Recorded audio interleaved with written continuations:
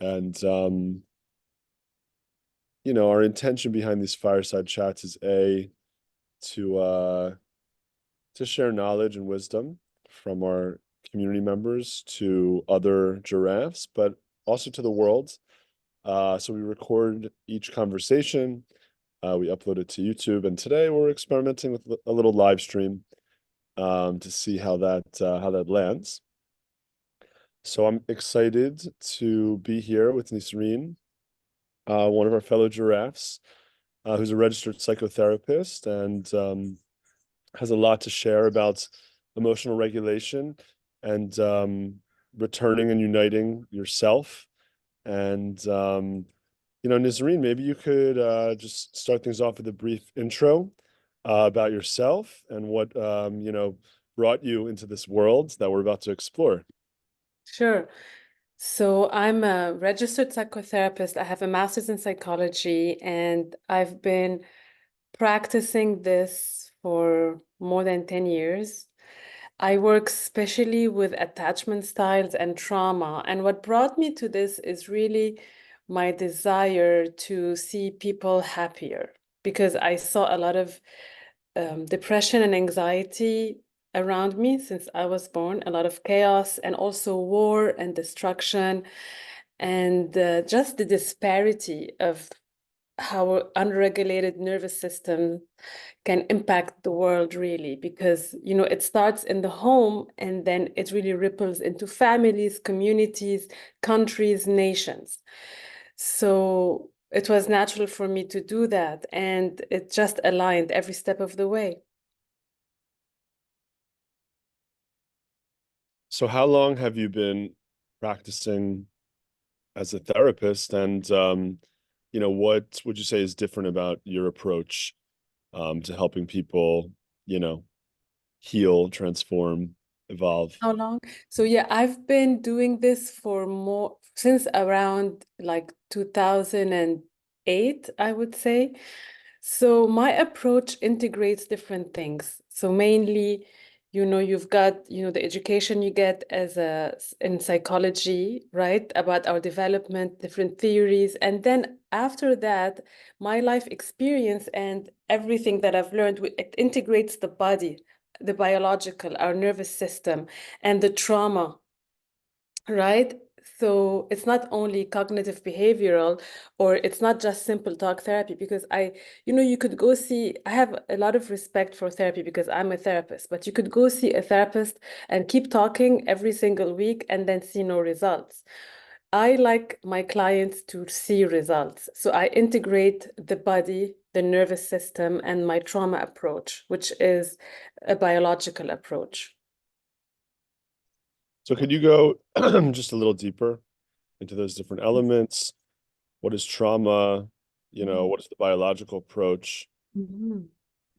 Yeah, so basically, trauma is okay. Let's see, you see an animal in the wild when there is danger. Your nervous system, we have the same nervous system of animals, which is when something dangerous happens, your nervous system goes into fight. So, all your body, your nervous system tells your body that it's a dangerous situation. It sends hormones and neurotransmitters to the muscles to clench and for you to fight or run away or freeze. Now, as human beings, because we have the mind, we have other survival responses, which are people please. So you go into people pleasing and fawning, which means you make someone more important than they are. So our nervous system is formed when we are young. And with our family of origin, trauma is a big word, but I'm a trauma specialist. So I look at the small traumas in that human beings, which are attachment traumas, based on a lot of research by Bowlby and Ainsworth. So these are two people in World War I and II who did a lot of research about how babies attach, and their research has shifted everything in mental health. So when you're young, you're very sensitive, and you're born basically really wired to attach to your family, to your parents. And the expectation is that the parents, they are regulated. So they will teach you how to regulate. So they will teach the nervous system of the baby to calm down when they're scared. So what does this entail? First, when you're born, you're like a fish out of water. You don't know your head from your toes. Everything is scaring you. Oh my God, I'm hungry. I start crying. Right? So the mother comes. Your mother is your first attachment co-regulator. She's like, what's wrong, baby? Is it your stomach? Is it this? Is it that? So the child starts, okay, someone is responding when I cry. This is the attachment cry. Someone responds. Someone is interested, right?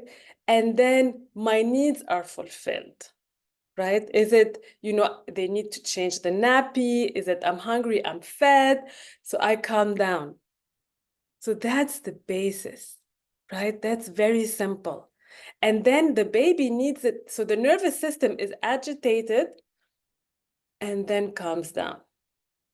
And this keeps happening over and over again. And the baby needs consistency. The baby needs consistency, but there's no perfect parenting, right? So there's attachment breaks where everybody becomes a different human being, right? So if the parent is inconsistent, or if the parent, when the baby cries, the parent panics, gets angry, or leaves the baby to cry for a long time, right? This is the basis. It becomes like the parent is being like this because of their trauma. It's not that they're trying to be bad parent. It's because this is what they learned. They have anxiety, they have generational trauma. So the child starts learning that the anxious attachment, the child starts learning that I have to keep crying to get my needs met. Right? So they keep crying and they keep being hyper vigilant. When is mom coming? What shall I do to make mom come? So they really are not in touch with their needs. They become in touch with the outside world more than their needs. So what was your question again? Interrupt. I think you helped us understand trauma, and how it works. Um, so all of us have, these different attachment styles, and we're traumatized in different ways by our parents not being there or whatnot. So how do we kind of reconcile what has happened, and then, start to make progress so we don't have these, you know, types of reactions or imaginations or, fear-based mindsets as we grow into adulthood? Right. So life is a journey, and there is no right or wrong way to do it. And we need to have a sense of belonging to be able to feel connected and not so triggered. So the well-regulated nervous system, if you really learn, if you have the minimum amount of regulation, then you get that you're taught as a child, you're able to have a minimum sense of belonging to yourself. So we come to the world and everybody has a different shaped attachment system. Someone is, both anxious attached and they flip-flop. Someone is more anxious, someone is more avoidant. Many people are secure. Now, how do you know that you're being dysregulated? That's the first point, is to understand yourself. When am I being dysregulated? You're being dysregulated anytime you're reaching out too much for something on the outside, and anytime you're shutting out too much. It's a balance. So you come to the world and you know something is wrong through pain. when you start feeling pain. So your question is, how do you know, what was your question again? Just how can we become more aware of our past, and then what are some steps we can take to Yeah. sort of Yeah, so I'll answer the first questions. How do we become more aware of our past? So people really don't come wanting to be aware of their past. They come, they just want to live their life. They're like, why are things going wrong? And then they keep doing the same thing over and over again and getting the same results. And so what is the common denominator? Right? So then they realize, oh, it's me. But we live in a world where we idealize our parents. And because one of the aspects of trauma is, idealizing the parent. Ask me why. why? The reason, so basically, because our parents might have shown a lot of pain, right? And so we then end up wanting to help them. So this becomes a parentified child who sees the parents in a lot of pain. So they're like, my parents can do no wrong. I'm here to help them. This is the reversal of the roles. And a lot of complex PTSD comes from this, the parentified child, the child who wants to take care of everyone else except their needs, the person who's like, oh, my life is going to be better when I'm in a good relationship or when I get the perfect house, the perfect job, because they don't have a sense of their good enoughness as they are. Because the reality, you're fine. You have you're good enough, but like, I'm not good enough unless. So this unless is related to the parent that is dysregulated because they have to keep working to get their parent regulated. So do you feel like the first place to start, as you go through this journey of healing, is with your parents? So what you asked me is, how do you realize you have to go back to the past? So you go back to the past when you start realizing that actually you had a difficult childhood. And many people refuse to go there because of the protector that's saying nothing went wrong. Actually, people forget their childhood. Many people who do not remember their childhood are traumatized, right? Because this is where dissociation happens. So you hide all the negative memories you don't remember. So, oh, I don't know. I had a good childhood. I had clothes. I had food. I went to school. I'm alive. And it's true. You did have a good childhood and you came out alive. But the underside, the shadow side, is that it's like the inauthentic self. It still holds on to how your needs were not met. And it responds to the world in your activated attachment um, from that unmet need. So when you shed the light on that, which takes time, right? It takes time to really connect. One of the practices that I advise my clients do and I do is breath work and inner child work, not only breath work, but breath work with inner child. If you can get in touch with your inner child, it's the exile pain. That's why it's called in internal family systems, the exiled pain. So first you've got the exiled pain, which holds all the little complex traumas. My mother cut my hair. I didn't want her to cut my hair. I wore clothes I didn't want to wear. And then you've got the protectors. So protectors are basically parts of us that act out in different ways. So they act out in um, latching on to the wrong relationship or too much freedom. Are you with me? Yeah, of course. Yeah. So what I guide my clients in is to go back slowly to the pain. So there's a poem by Rumi. It says, pain is where the light enters you. And that's exactly what it is, basically, because when people start feeling pain in relationships, the reality is that you are, a mature adult, right? If someone connects to you or doesn't connect to you, you will be okay. But our attachment system is primitive and it's stuck in the past. Instead of belonging to yourself, you're belonging to someone else that is not good for you. So you want to first belong to yourself enough so that you can belong to other people who are good for you.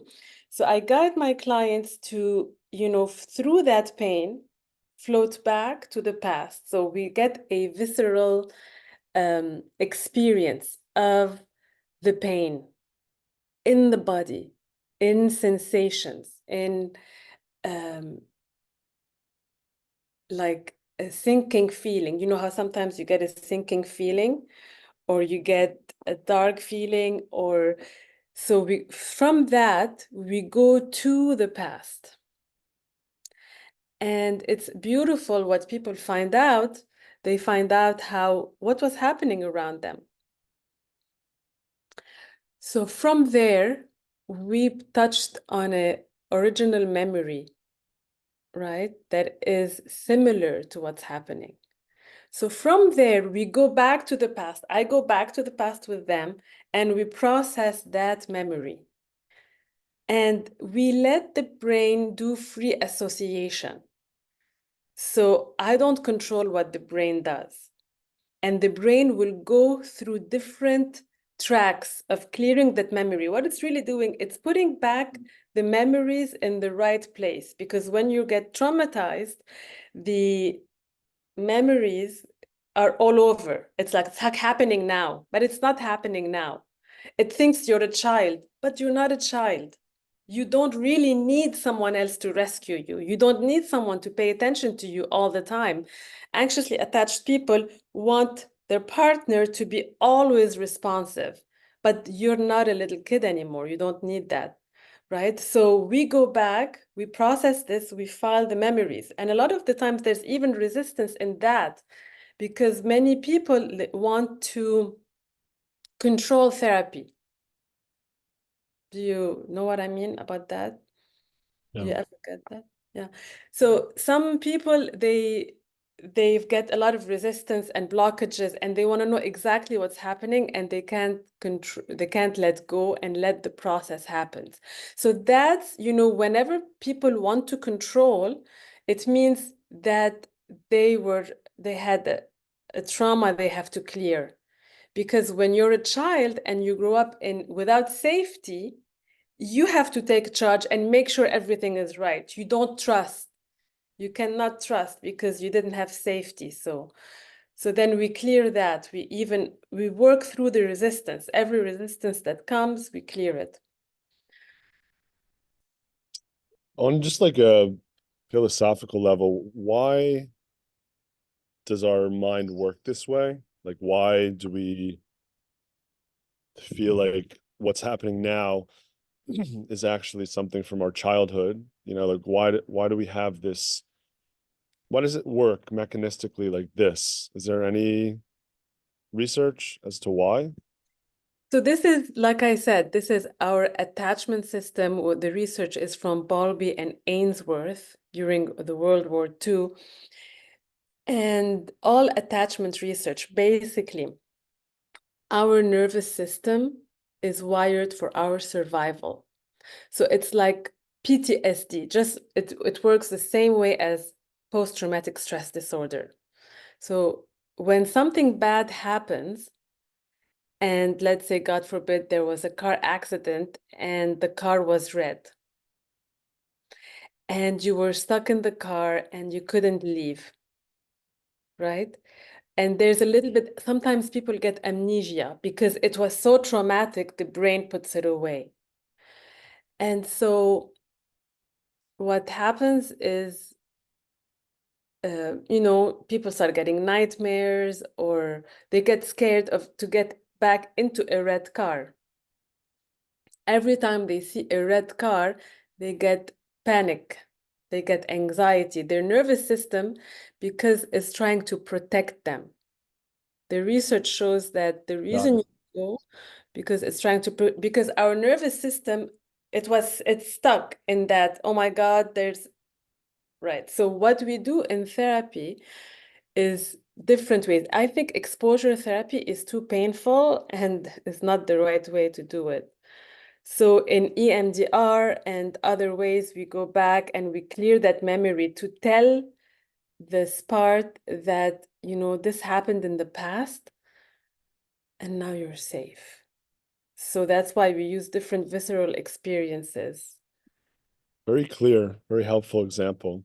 Um, in terms of belonging to the self, can we dive in there a little bit deeper? Mhm. What does it mean to belong to the self? And, given that we're these social creatures that are always historically interacting with others, is this belonging to self idea something new that's come from modernity, or is this something that also humans all throughout history would need to kind of discover that self belonging in order to have a regulated nervous system?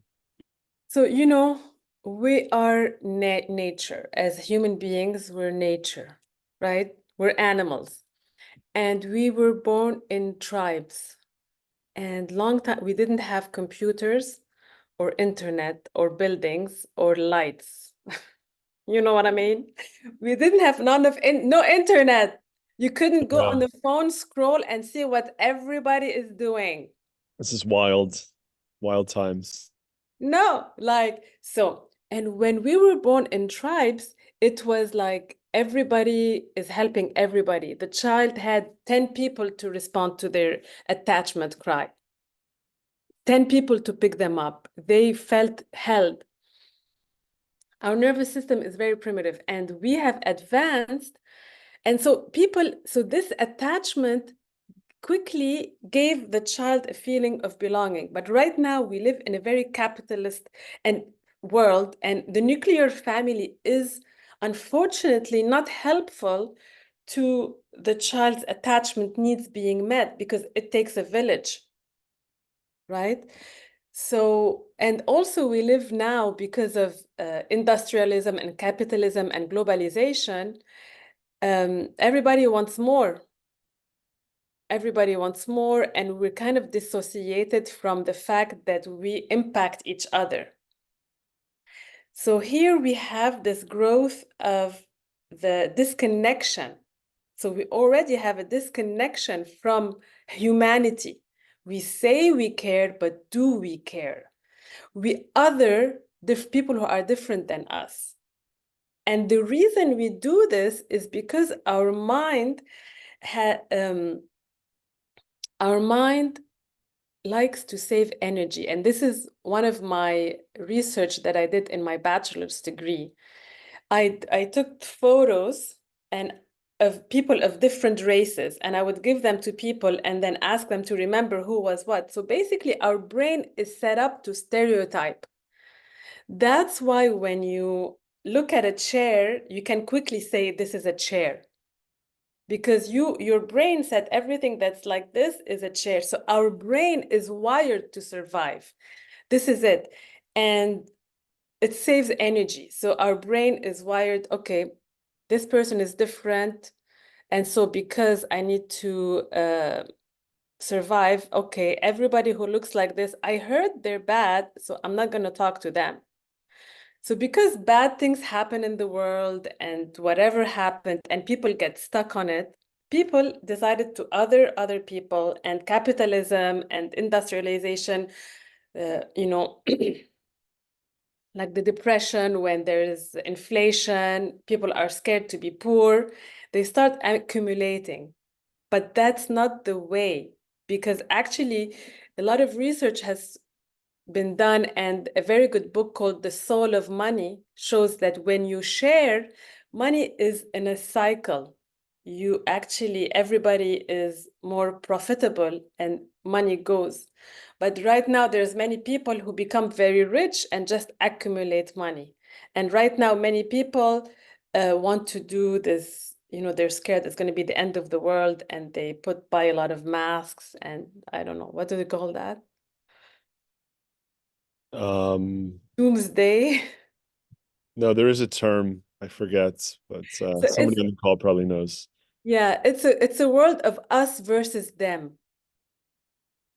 Or it's a world now of people who are like me versus them, or people who belong to my club versus them. Humanity has really, I mean, maybe it's always been like this. I don't know. What do you think? That it's always us versus them.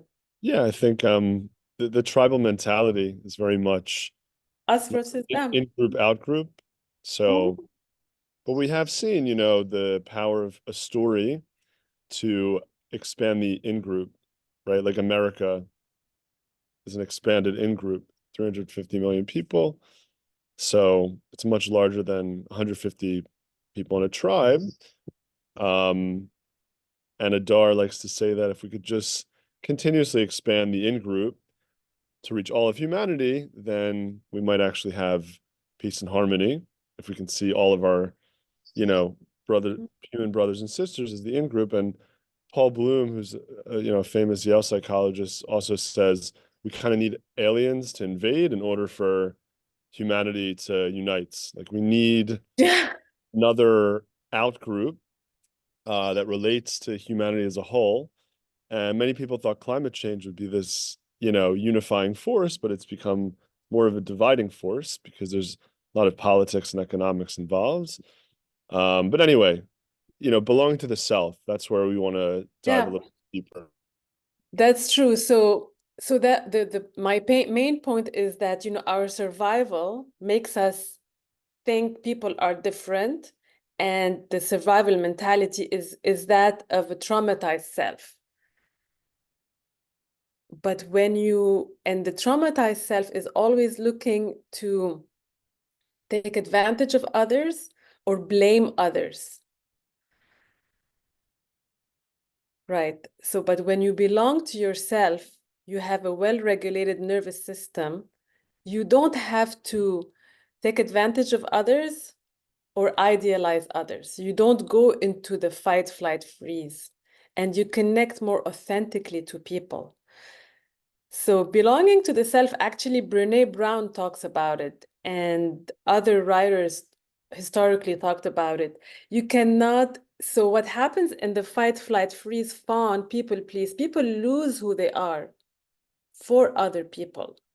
So they connect from a place of they're going to rescue me. Or, for example, people in relationships who stay in abusive relationships, they don't belong to the self.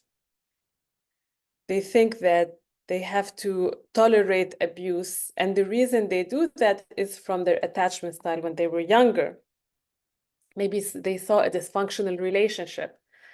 So that's why, whenever you have to know when to leave a dysfunctional relationship to show your children an example of a healthy relationship, that it's okay. It's fine. You can leave a bad marriage. It's not the end of the world. Some people stay because they're afraid, especially from minority cultures, like for some, where divorce is a shame, and they blame the woman.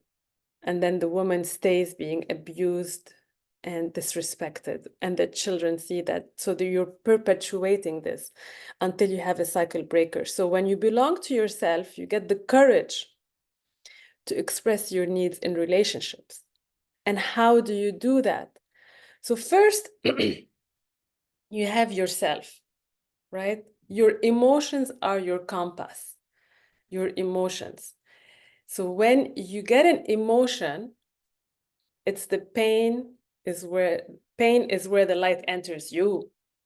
It enters you. So something is happening in the outside world. You're triggered, you're activated into an emotional response. People react, right? It's because the emotional response is a physical, visceral response. And people, when they have this, they want to get rid of it because they don't have emotional regulation, and they want to do it quickly, and they act. this is where I say you have to have the sacred pause, right? You pause and you look into your pain. You take care of your pain. So I myself do a lot of practices. I have a hammock in my apartment and I have a fluffy pillow and I have an emotional wheel. So I have a fluffy pillow. I have two pillows, one fluffy pillow, one emotional wheel. I look at the emotional wheel. I see all my emotions. What's coming up for me? Betrayed, neglected. What did this person say or do? They didn't call me back or whatever the situation is, right? I hug the fluffy pillow. If you have a pet, even better. And then I sit in the swing. It's really, it's very like you feel like you're in your mother's womb and your mother's walking. So you really, because what happens when you're triggered, you regress to a child state. The child is crying and wants someone else to fix it for them because they don't know how to fix it. So you go back to your childhood state and you cradle yourself. A very good one is the butterfly hug. So like nervous system regulation, basic stuff, the butterfly hug, and then you can touch skin to skin. This is what children need, is skin to skin touch. You can also touch your these muscles that are the muscles that clench when you get into survival. So touching them is so soothing, and the neck. So you spend some time with yourself, basically. You love Everybody should be yourself. touching their neck right now. Just public You, service. you love yourself up. This is, when they say you can only give from a full cup, this is it. When someone makes you angry, you love yourself up. So you do that, and then you can journal. You can totally journal. I think journaling is a very good practice, or you can send a voice note to yourself. So you can let it all out, right? You can scream, yell into a pillow. So what it is, it's validating yourself. You validate your emotions. You say, you're right to feel angry. Yes, you're feeling this. You go all the way, just as much as you can. Walking in nature, going into the ocean, all that. You fill your cup. And after you fill your cup, then you decide how to respond. Did you want to say something? Well, yeah, I mean, there's obviously, you have an interaction, you get triggered, something comes up, versus you're by yourself and then you're just feeling, triggered by a thought or a memory or an environmental signal. So, in the middle of a conversation, it's hard to go into the hammock, it's hard to yell into a pillow, it's hard to go into the ocean, you're interacting versus, I wake up and I feel pain and then I'm like, okay, there's something my body's trying to release or reveal, then I can go into one of these practices. But in real time, when you're interacting with other humans, that's when I find the most Mm-hmm. visceral emotions kind of get triggered. So what are the strategies, in real time Yeah. to kind of handle what So might come there up? is no magic trick. It's a practice. It's like you say, yoga is a practice.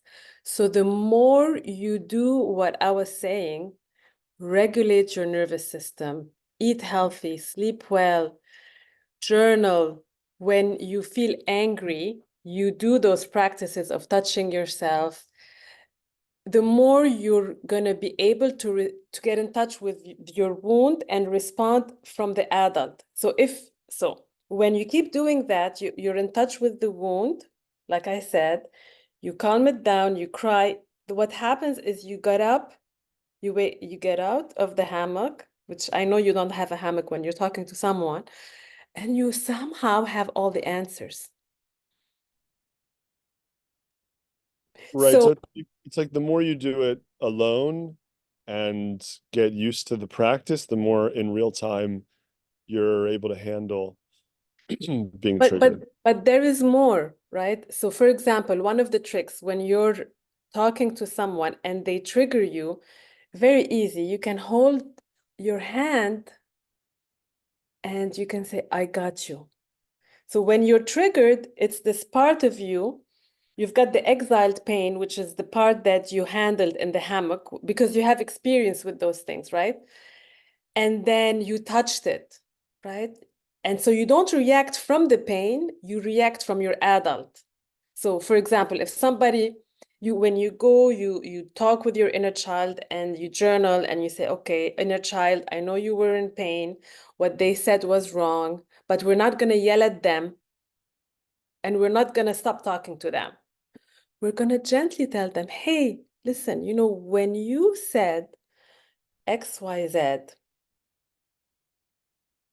it didn't sit well with me.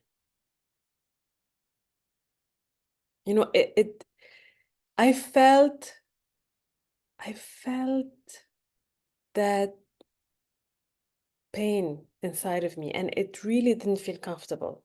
Now that's one option. And like if you're in an intimate relationship where you can't really control the other person, you have to know you cannot tell someone else what to do. You can say what your needs are because you went with your inner child and you realize actually X, Y, Z, this is okay. I let that go, but that I need for my safety. Like if you're anxiously attached, you're a person who needs more attention, and that's okay. You say, you decide, okay, this is too hard and I need a relationship where I have more connection. And so you decide from the adult, I'm going to break up with this person. Or you say, okay, this is my inner child is being like a little brat, and it's okay that this person had to cancel that date. That's not the end of the world. I'll give them a pass. But I'll tell them, when you canceled, it really didn't feel aligned with what I'm looking in a relationship. So they hear you. And then this other person heard you. It registered. And the thing is, everybody is looking for someone who has their emotions, cares for their emotions, right? So this person cares for your emotions and is going to do something different. But you can also say, when you did this, I felt this way. I would really appreciate if you behaved in this different way. Right. This is some nonviolent communication framework, which we should do a Mhm. full fireside chat on. Um, there are like these monks that seem to have just complete control over their emotions. Or not even monks, just people who have, gone through a journey of enlightenment, and they just kind of have this perpetual ability to be still and peaceful and harmonious. Um, so like if you do enough work on your inner child and your past trauma and you learn to re-regulate and hold yourself and heal yourself, can you then be in a place where, no matter what someone says to you or does to you, you just can maintain kind of a state of equilibrium? Like, is that achievable, you think? Well, For you have to know where is abuse and what you can't just say, okay, yeah, just throw insults at me, I don't care, right? That's okay. Whatever someone says does not affect me. Does If they say something about me, it doesn't mean it's true, but then I have to decide, do I want to keep interacting with this? Do I want to put my energy there? So I mean, yeah, there is a place, like for example, me 5 years ago versus me now. You can ask my friends. They tell me, Nisrine, you're calmer, you're more serene, you have more equilibrium because I've been practicing what I preach. And a lot of times, spirituality, meditation is not the way. Just sitting still for me, for someone who has complex PTSD, is not just the way. You have to do the internal work, which is process your emotions to get to the quiet. You see, it's like a spiral. You can't go up if you can't go down. And the more you go down, and that's emotion regulation, it's the flexibility. It's that the more you calm your nervous system, the more you're going to get to the state of equilibrium. That's why when you belong to yourself, you're going to have friends that are aligned with you, that are, high vibration. If anyone in the audience has some questions, feel free to drop them in the chats. I'd love also just to talk a little bit about addiction, and just kind of how it's related to the nervous system and what it's doing, to kind of address maybe some of the past. And if you think the key to, sort of freeing yourself of addiction is also connected to, some of these ways of holding your past self and healing some of your past experiences. Yeah. So, right, so I was talking love addiction, right? Some people who, or any type of addiction. Addiction is when you keep using or interacting with someone. So addiction could be to people, places, or things, substances, food, shopping, whatever. Anything that you keep doing, even though it's harming you, that's called an addiction. That's coming from the inauthentic self, because your authentic self is knows what she wants and keeps going for it, right? When you waste your time for in a relationship that's not good for you, it's shown you so many times it's not the right person. They don't care for your emotions. They're inconsistent. They're vague. You know why? Why? When you keep drinking, even though drinking is hurting you and you can't function at work, why? Because these things are hiding the pain. They're masking the pain of the childhood that's showing up now. And when it's showing up now, it's the survival brain, it's trying to protect you. It's like, oh my God, my brain, it's fuzzy. I need a drink to calm down. It's regulating your nervous system, your emotional, oof, I'm bored. I'm bored. Let me go shopping. Oh, I'm gonna get a hit from Amazon, right? I'm excited. It's this need because regulation is boring. So on an energy level, you could be bored or content. So boredom and contentment are very close. So you could be bored, and then from boredom, you can spiral into addiction to victim mentality of drama triangle, wanting to create excitement through drinking, through calling the ex, through, online dating, just to get a thrill, not real connection. Because real connection can seem boring, but it's not. It's actually deep, right? You can spiral into the dark side of victim of addiction, or you can go to contentment. But when your nervous system has no idea how to, and all you saw and you learned is these quick fixes, crutches that help you feel something, because feeling nothing is scary, because boredom is scary, because they can't be in that zen. So it takes a lot to really drop into that gratitude of the simplest thing, the air I breathe.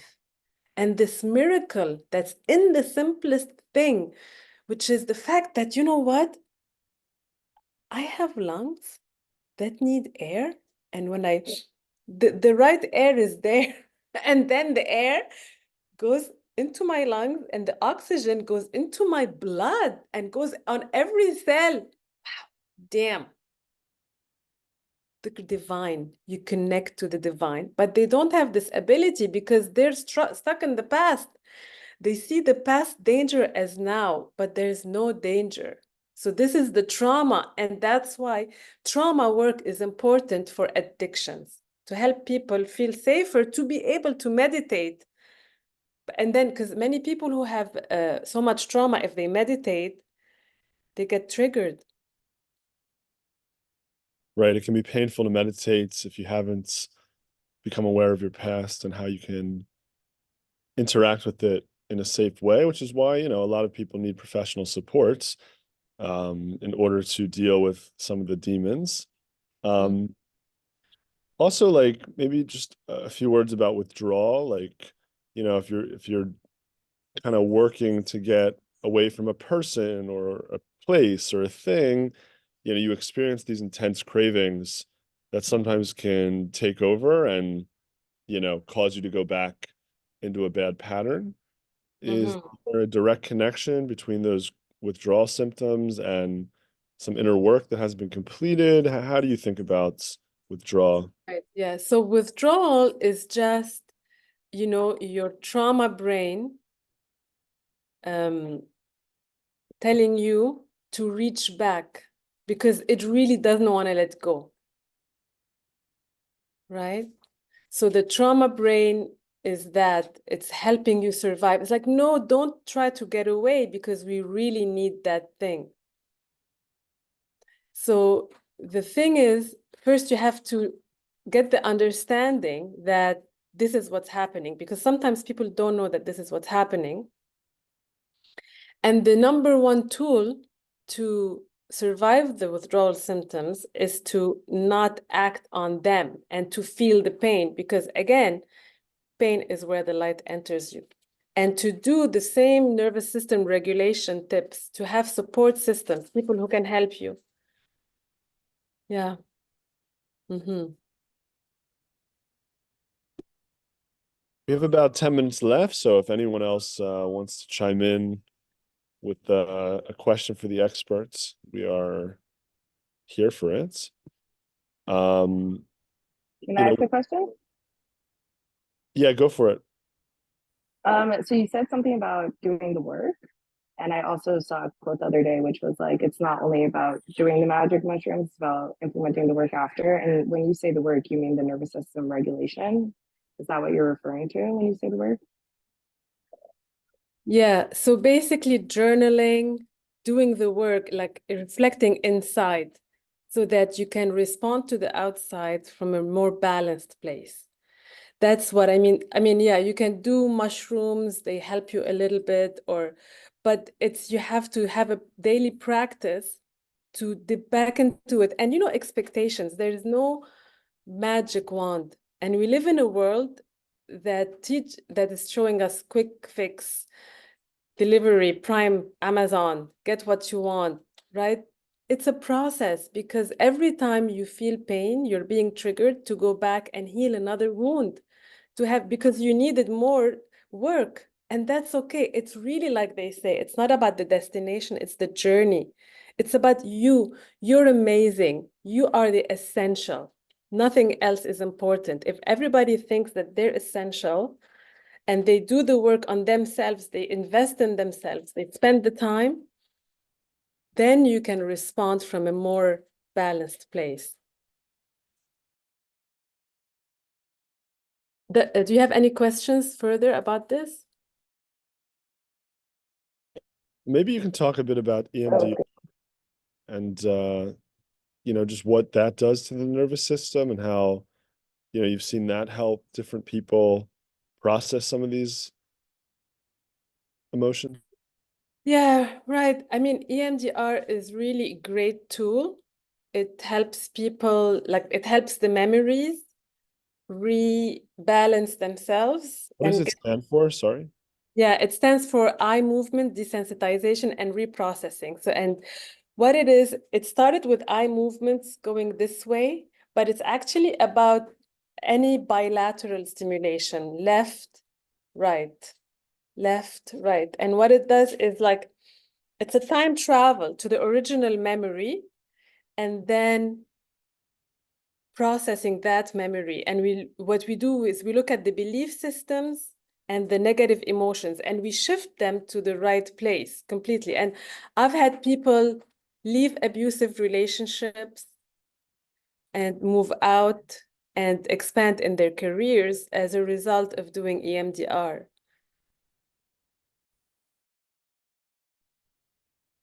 Ooh. That's something someone could do on their own or only with trained professional. Well, it's more with a trained professional, but it's not impossible. You can, there's some guides online about self-EMDR or even tapping, EFT tapping. There's a lot of that when you tap on the negative belief. You tap here, here, under the eye, and you keep repeating what you're struggling with and that you're safe even though you're struggling with that thing. That's the formula. And you do the tapping. Yeah, but I would say EMDR like really needs a lot of work with a therapist. Yeah. It almost seems, you know, given that so much is happening at a young age, that there's room for this to enter the curriculum, you know, of schools and just educating, you know, young adults and teenagers and the youth as to, you know, how this system works and what they can be doing in their younger years to heal, as opposed to it accumulating, no awareness, no awareness, no awareness. And now you forget stuff, you can't recall stuff, you don't, you know, have the time to deal with so much history, you know. So do you see movements happening in, you know, educating younger people about these techniques and resources, or do you feel like it's still something that's only really being talked about once you're in adulthood and have to then find the time to go back? I mean, in general, people start going to therapy when they're older and they start realizing what happened. But now there's more awareness in the younger generation because of Instagram, and they start following influencers who are talking about this stuff and they start learning emotion regulation earlier. Some schools like Waldorf and other schools teach people from a more expansive place where they don't have to sit in the school and you know just like learn, but they get in touch with their body, the soil, so they're already learning auto-regulation, self-regulation. And attachment parenting, there's a lot of talk about attachment parenting, which is really great, but you have to know there is no perfect childhood and there is no perfect anything. The whole point of being alive is to feel the pain and heal the pain.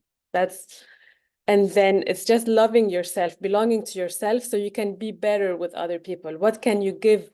How can you contribute? And contributing from a place of not tit for tat, right? Contributing from a place of a full cup, you know, I'm just contributing. And then it just flows back to you from anywhere because you belong to yourself. You don't need other ones to validate you. But we live in a world where we really need a lot of validation. People are so, I mean, I think in general, people more and more are learning how to move away from, you know, this addiction to external validation through social media and all that, and are learning to step away and look inside more.